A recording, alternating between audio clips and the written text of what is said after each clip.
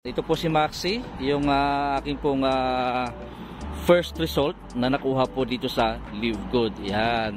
Ito po ay Yamaha X-Max 300. Napakaganda po ng motorsiklo na ito. Yan. So ikot ko lang kayo ha. Yan, ito siya. Yan, medyo may konting modification na po tayong ginawa rito.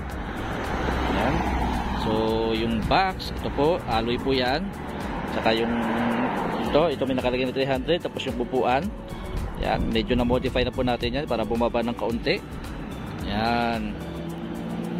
Punta tayo dito sa kabila. Yan. Diba? So, ito po ay dating pangarap lang. Isang malaking motorsiklo, X-Max 300. Yan, nabili po natin ng 300,000 din dahil po sa Live Good. Yan. Dati pangarap lang, ngayon po ay na-enjoy natin to every time na mag-ride po ako sa motorsiklo ito. I'm super thankful and grateful sapagkat si Lord po ang nagbigay nito sa pamamagitan po ng Live Good. Okay? Kaya sa mga nangangarap dyan, have faith. May opportunity din para sa iyo. Tingnan mo ang Live Good. Darating ang time, makukuha mo rin ang lahat ng pangarap mo.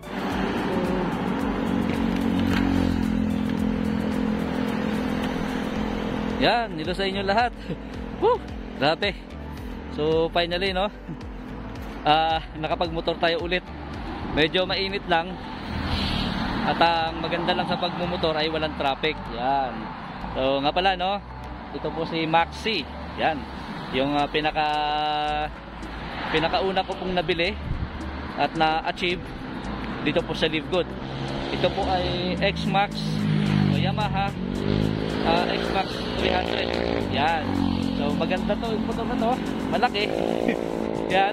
So kahit maliit po akong tao pero malaki po yung motor. So ito siya. Yan, napakaganda pong motorsiklo ito no. Yan. So ngayon ay nakapag ano tayo ngayon, nakapag motor. Dahil yung motor ay mabilis siya, walang traffic. So bagamat medyo sabi ng iba ay risky, pero kahit ano naman po kahit 4 wheels naman ang gamitin natin, kahit saan naman ay lahat po ay merong risk. So it's just a matter of faith, pag-iingat. So ingat lang po lagi sa pagmumotor at kumbaga sabi nila takbong pogi lang. Yan. Kasi hindi tayo nakikipagkirarahan kasi tayo po ay may pangarap pa at meron po tayong pamilya. Yan. So kaya lang naman na bumotor kasi para mas mabilis. Saka nasanay po kasi ako sa motor.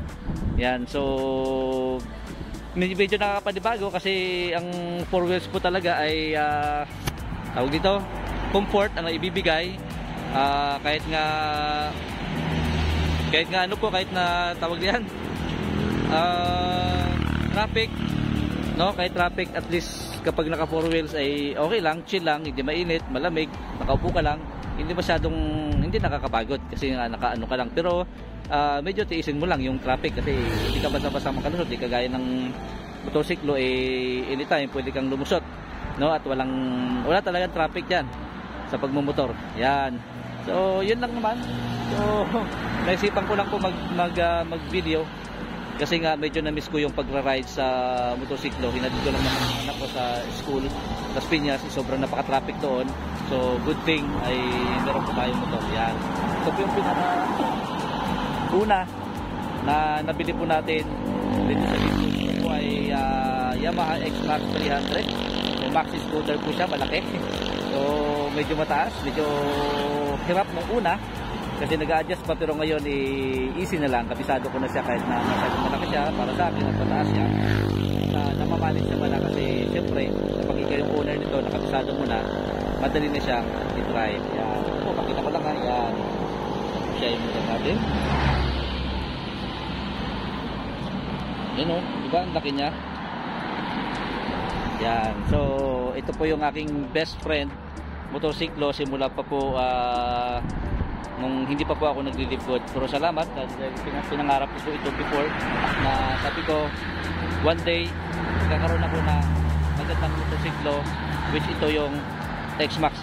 Dati gusto ko lang naman sana NMAX Sniper okay na sa akin kahit yung mga Mio okay na sa akin pero gusto ko lakihan yung pangarap ko. Sabi ko gusto ko yung malaki na, and malaki talaga, literally malaki siya, as in malaki siya, at syempre malaki din yung presyo dahil ito po ay X-Max 300. Yan. Okay? So, yun lang. So, pinakita ko po ito, not to brag, no? So, gusto ko lang malaman na yung kondisyon ng motor ko. So, kung kumusta na ba siya ng ilang buwan na ginagamit ko at ngayon medyo naka-stack ng konti. So, smooth pa rin naman. Maganda yung takbo. At saka kahit medyo mainit, para ka rin namang nakaupo sa sofa kasi napakaganda at napakagaan niya pong i-drive. Ang ganda po ng comfort. Para ka nakaupo sa sofa habang nagmamaneho ng motorsiklo na ito. Yan. Of course, medyo nakakatakot para sa iba dahil yung mga hindi sanay sa motor, yung mga nakikita nating mga kung ano-ano mga aksidente, ano lang, ingat lang kasi sa mundo naman po ay wala naman pong, kumbaga lahat naman po ay may risk. Wala naman kasiguraduhan kahit tayo po ay naka 4 wheels. Okay? So yun lang, pray lang tayo at ingatan tayo ng Lord sa lahat ng ating ginagawa, sa lahat ng ating biyahe kasi alam niya kapag may purpose ka pa, meron ka pang dapat gawin, iingatan ka siyempre ng Panginoon at siyempre ingat ka rin. Yan. Okay, yun lang, no? Sa mga nangangarap po dyan, sa mga may nais ma-achieve, meron po kasi ako mga nababasa sa Facebook group, meron po ako mga nababasa na nangangarap sila na someday sabi nila, dream motorcycle ko yan, gusto ko magkaroon ng ganitong klaseng motor, pero parang hindi na yata matutupad sa status ng kanilang finances. Kasi nga, they are just earning minimum wage. So talagang mahirap, no? Not unless ma-open yung mind mo, mabuksan yung isipan mo, na gumawa ka ng negosyo, that's the time. Although walang kasiguraduhan sa business, pero sigurado naman gawin mo lang siya, no? Gulo ko, no? Walang kasiguraduhan pero sigurado naman. So ibig ko lang sabihin dyan, sa business kasi kung mahirap siya, pero magagawa mo siya, consistency, hard work, focus mo, especially sa network marketing, 6 months to 1 year, matagal na po yung 2 years or 5 years, nakukuha mo ang pangarap mo. Okay? Kaya salamat sa Lord, sa Live Good, na binigyan niya tayo ng napakagandang negosyo at lahat ng pangarap natin dito ay natutupad. Yan. Okay, nagdalab itong motorsiklo na to. Every time na nagra-ride ako sa motor na to, ay syempre, I am super thankful and grateful dahil binigyan ako ng Panginoon ng ganitong klaseng motor at nabili po natin ito ng cash. Walang utang. Yan. Yan lamang. Maiksing mensahe lang para sa ating lahat. So, Santi here once again. God bless and see you all at the top.